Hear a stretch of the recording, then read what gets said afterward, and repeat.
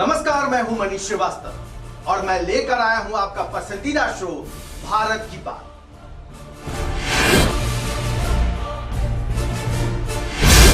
दोस्तों, भारत की बात एक ऐसा प्लेटफॉर्म है जिसमें न सिर्फ हम आपसे संवाद करते हैं बल्कि उन मुद्दों को भी उठाने का कोशिश करते हैं जो सीधे तौर पर जुड़े हो आपसे, आपके सरोकार से। विश्लेषणात्मक ढंग से तथ्यों को आपके सामने लाते ताकि आपका नजरिया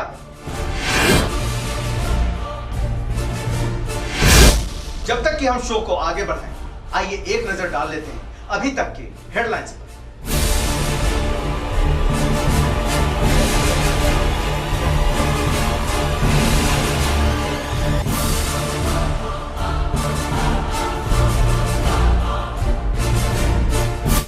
आज की बहस हाथरस गैंगरेप पर। सवाल कि क्या बिटिया हमारी सुरक्षित है घर की दहलीज पे? क्या स्त्रियों को घर से निकलने में डरना चाहिए? आखिरकार हाथरस पर सियासत क्यों? आरोप प्रत्यारोप से ऊपर उठकर हम क्यों नहीं करते निष्पक्ष जांच? और अंत में 100% का सवाल कि आखिरकार पीड़िता को कितनी बार देनी होगी जान? आइए देख लेते हैं हमारी खास रिपोर्ट।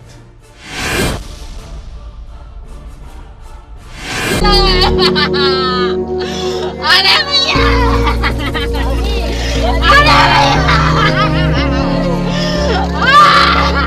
हमारी बेटी को घर तक ले जाया जाए। हमारे जो हिंदू नियम है, हमें हल्दी वगैरह लगानी होती है। हम अपनी बेटी को हल्दी वगैरह लगा के हमारी आखिरी बच्ची की विदाई है। हम लौट के तो दोबारा नहीं आएगी।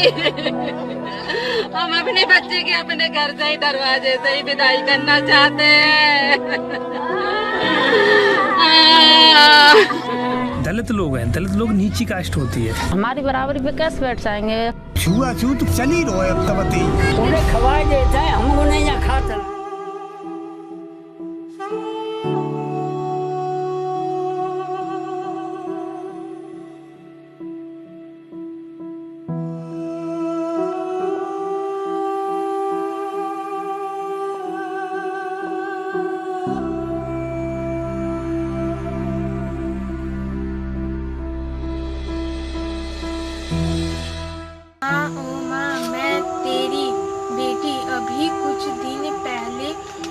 सब कुछ ठीक था, लेकिन अचानक ये सब इतनी जल्दी हुआ कि कुछ ना पता चला। बहुत सारी बातें हैं जो मुझे आपको बतलानी है।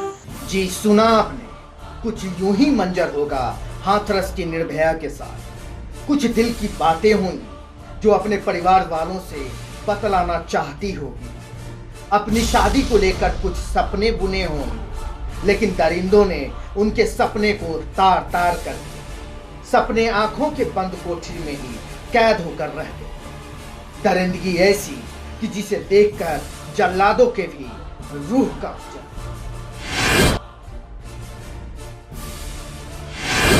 आइए एक नजर डाल लेते हैं ब्रेकिंग न्यूज पर। जी अमन, बताइए हाथरस में क्या हुआ?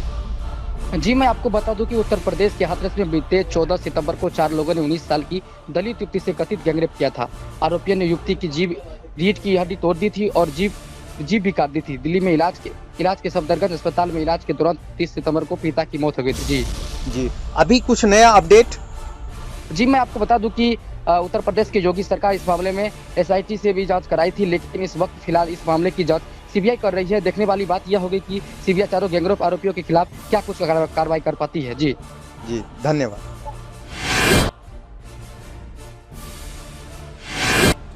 सवालों की ऐसी लंबी फहरिस्त है जो चीख चीख कर पूछती है, आखिर क्यों?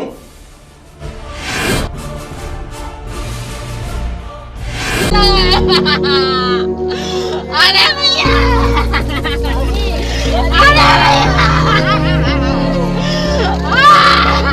हमारी बेटी को घर तक ले जाया जाए। हमारे जो हिंदू नियम है, हमें हल्दी वगैरह लगानी होती है। हम अपनी बेटी को हल्दी वगैरह लगा के हमारी आखिरी बच्ची की विदाई है। हम लौट के तो दोबारा नहीं आएगी।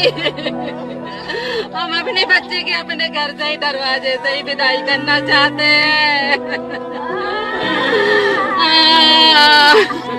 दलित लोग हैं, दलित लोग नीची कास्ट होती है। हमारी बराबरी पे कैसे बैठ जाएंगे? छुआछूत चल ही रहा है अब तक। उन्हें खवाए देता है, हमको नहीं यहाँ खाता।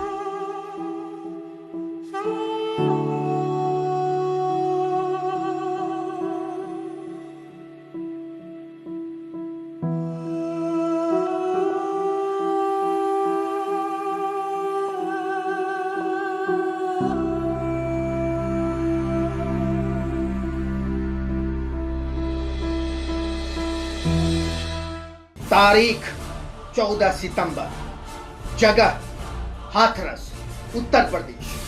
जुल्म, सामूहिक गैंगरेप। विश्व के सबसे बड़े लोकतंत्र कहे जाने वाले देश भारत बरबस ही उन शब्दों को अक्षरशः याद दिलाता चला गया जब संविधान निर्माता डॉक्टर भीमराव अम्बेडकर ने कहा था, संविधान कितना भी अच्छा क्यों ना हो, वो अंततः बुरा साबित होगा अगर उसे इस्तेमाल में लाने वाले लोग बुरे होंगे।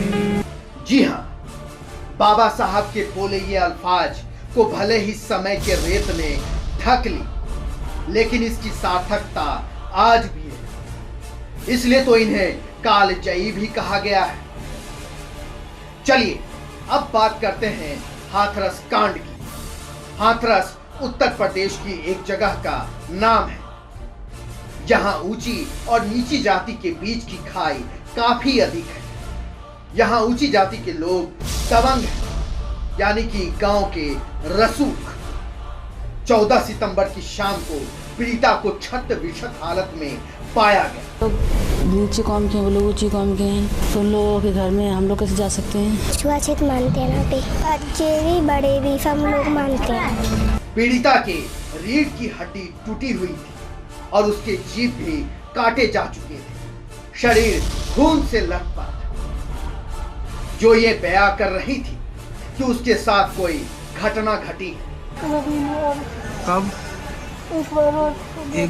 एक बार और रेप करने की कोशिश की थी पहले? अच्छा, इससे पहले रेप करने की कोशिश की थी? लेकिन क्या हुआ? भाग आए थे। कुछ हुआ कि नहीं? अच्छा अच्छा, तो रवि कह रहा था कुछ हुआ कि नहीं? हाँ।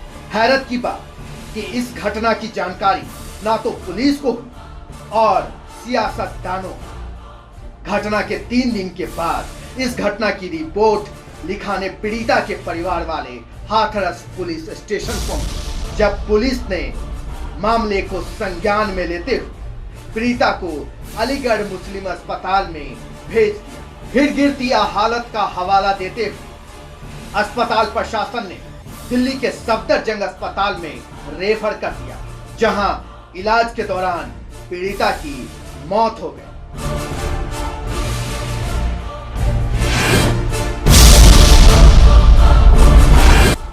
जिस सपने आंखों के बंद कोठरी में ही कैद रहे, और हमने क्या किया? हमने उसकी मौत पर सियासत शुरू कर दी। आखिरकार हर पीड़िता को मरने के बाद ही इंसाफ क्यों मिल पाता? आखिर क्यों पुलिस परिवार वालों को किया नजरबंद? क्यों पुलिस ने छीनी परिवार वालों की मोबाइल? आखिर क्या वजह थी जो पुलिस को आनन फानन में शव को जलाना पड़ा? पुलिस ने रसूख परिवार वालों को क्यों नहीं किया तुरंत गिरफ्तार? आखिर पुलिस क्या छुपाना चाह रही थी?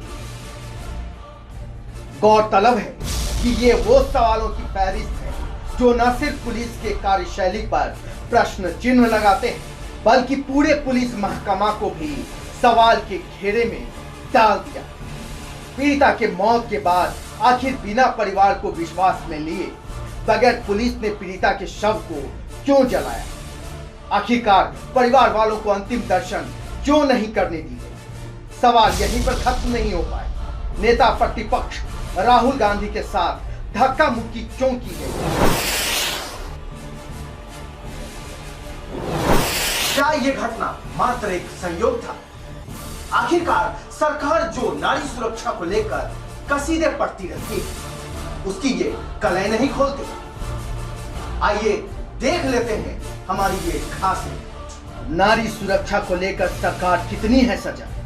क्या सरकार के वादे फिसड्डी हैं? सतही धरातल पर सरकार फेल है।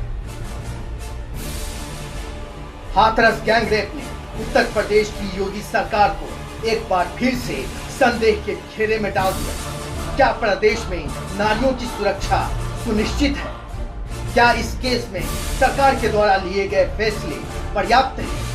सरकार की साफ गोई के लिए क्या अफसरों की निलंबन काफी है? आखिरकार दोषियों पर कार्रवाई कब होगी? ये वो सवाल है जिसे योगी सरकार को जवाब देना ही है।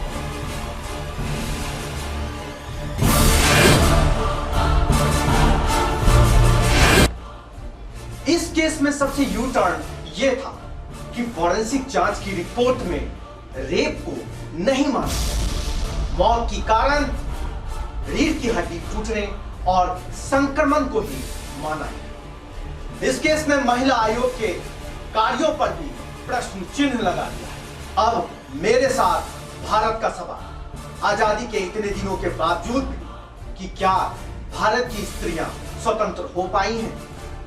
आखिरकार ऊंच नीच की खाई कब पटेगी? पीड़िता के लिए त्वरित फैसले क्यों नहीं लिए जाते?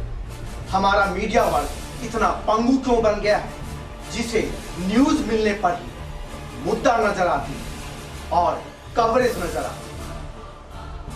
धन्यवाद।